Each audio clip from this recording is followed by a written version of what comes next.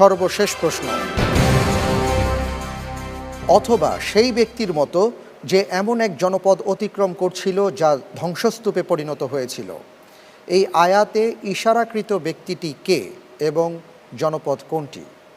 ক উজাইর আলাইহিস সালাম ও বাইতুল মুকাদ্দাস, খ ইউনুস আলাইহিস সালাম ও নিনওয়া, গ ইব্রাহিম আলাইহিস সালাম ও বাইতুল্লাহ, ঘ হুদ আলাইহিস সালাম ও আদ জাতির গ্রাম।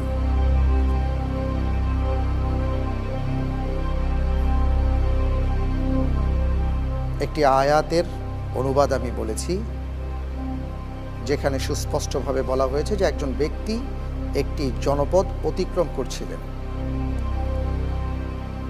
যেটা ধ্বংসস্তূপে পরিণত হয়েছিল।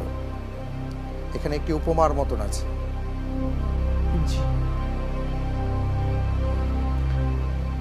আল্লাহ সুবহানাহু ওয়া তাআলার উপর তাওয়াক্কুল করে আমি উত্তর বেছে নিচ্ছি ক উজাইর আলাইহিস সালাম ও বাইতুল মুকাদ্দাস। সর্বশেষ প্রশ্নের উত্তর বুঝে শুনে বলছেন ভাই?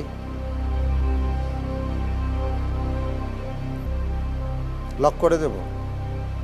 জি ইনশাআল্লাহ। ফ্রিজ করে দেয়া হোক ক উজাইর আলাইহিস সালাম ও বাইতুল মুকাদ্দাস।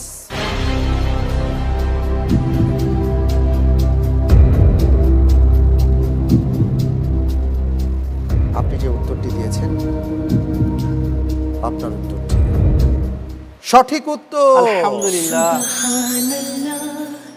আলহামদুলিল্লাহ।